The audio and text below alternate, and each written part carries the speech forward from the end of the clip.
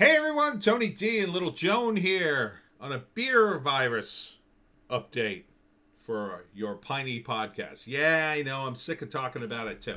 But there's been a lot of developments and almost nothing is happening in South Jersey today. Literally nothing. A couple of crimes, that's about it. What do you want? It's South Jersey. It's like small town America down here. Um, the latest angle to scare you about the beer virus here is as New Jersey beer virus case numbers rise, officials prepare for second wave. Woo! Oh, this is WHYY too. I got another article from WHYY. Um, this whole article basically is all about trying to scare you with higher and higher numbers. They're touting Thursday's 1,301 cases. I can't even tell you what the cases were today. I can't tell you. I couldn't find an article today. Probably because they plummeted. They play fast and loose with these numbers. Do not trust them. The deaths they've been reporting, the chart on the deaths, that is when the deaths got reported, not when the people died. There have been days when no one died from the beer virus, but good luck getting, what is this? Any New Jersey media to really report it. They're not going to tout that. They're in the bag for the Democrats. Most of these media outlets are, in my opinion. Especially WHYY, and I'll show you why in a moment. WHYY is our PBS station. New Jersey to give out $60 million in federal beer virus aid to some counties in town. Here's where it's going. I'm going to guess all the counties and towns that are Democrat that Murphy likes. Some South Jersey counties and towns that have incurred extra and unexpected costs related to the beer virus pandemic are getting an infusion of federal bribes. I mean funds.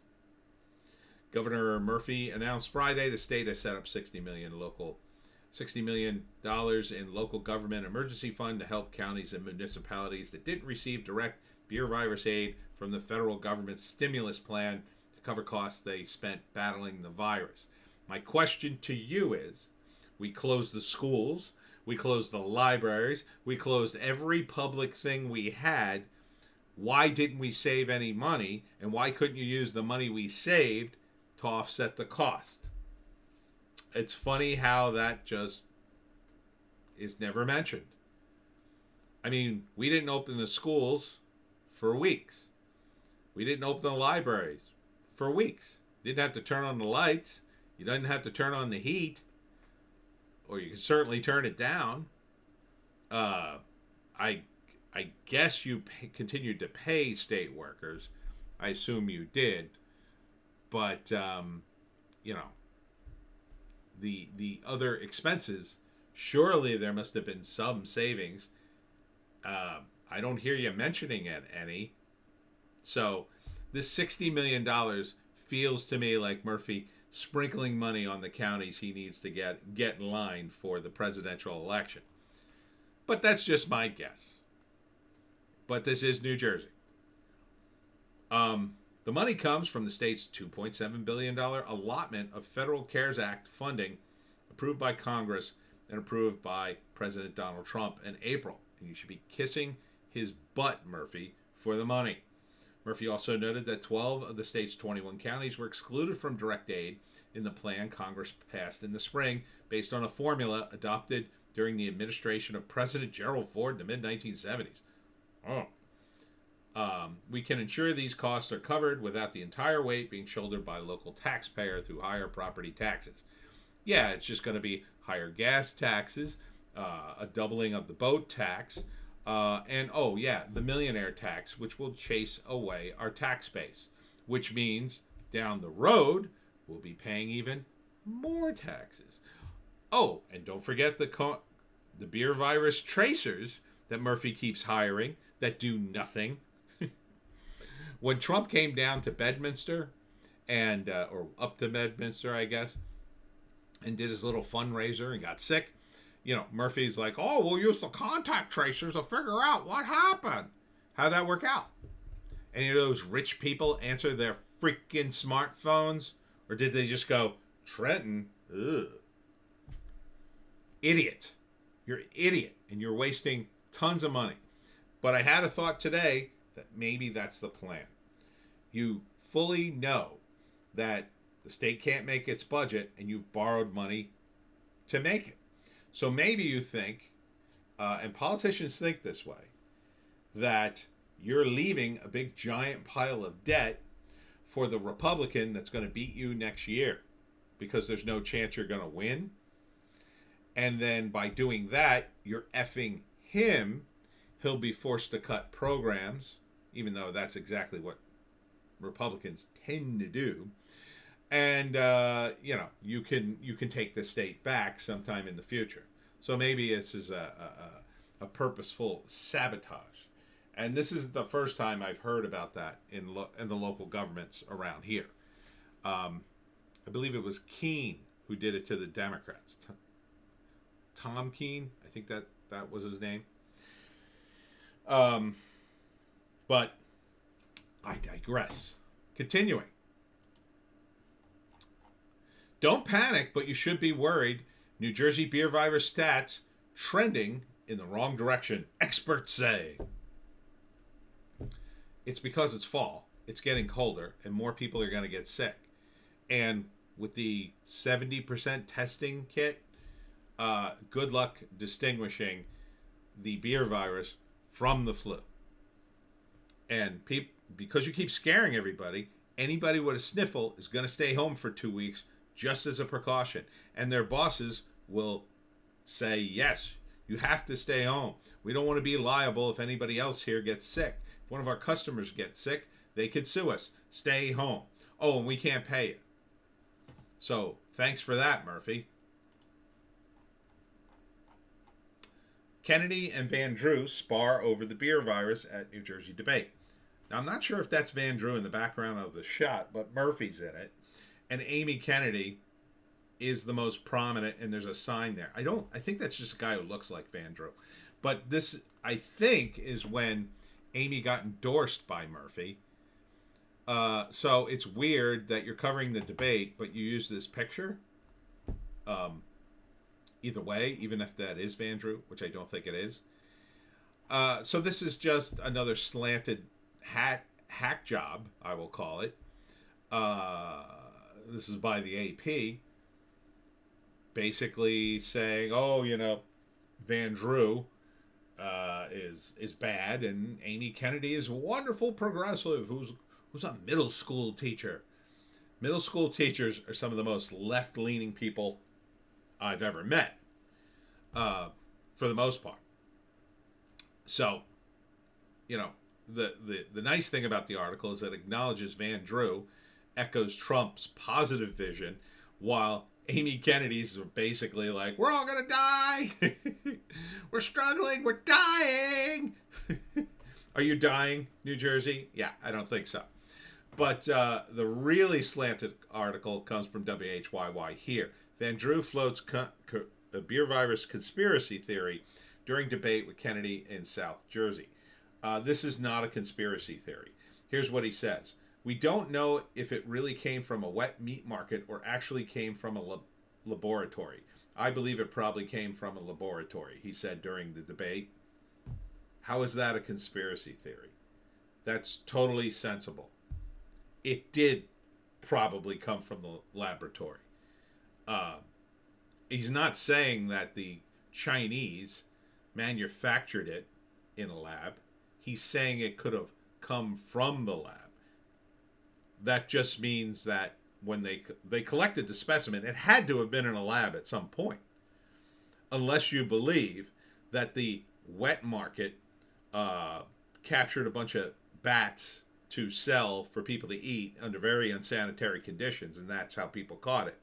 That is not. That has been widely debunked. The current theory is that the Chinese were experimenting with the virus in order to come up with cures, and that one of the scientists got sick and didn't tell anybody and spread it in that area because the lab is in Wuhan, their infectious disease lab, their level 4, I believe it's called. So the idea that that's a conspiracy theory, in my view, that's just for this headline. So WHYY, which is PBS here, once again, using our tax dollars to be totally partisan, which is why I'm now against public television. When I was a kid and I used to watch Monty Python and Doctor Who on your channel, I always felt bad I couldn't donate. Thank God I never did. Now I know what you people are. You're a bunch of liberal hacks who take all this government money and use it to propagandize. And this is propaganda. It is. You're taking a side. You're a government-funded entity. You should not be taking a side either way. You know, Trump and other presidents have been blasted for using the military as props. And they all do it. But there's at least the sense of, well, you can't get too crazy with it. This, you know, you have no business being in there, WHYY, and you will suffer the same fate as everyone who's going to be torn down by the backlash coming in a few weeks. Because the red waves are coming and people are sick of the Democrats.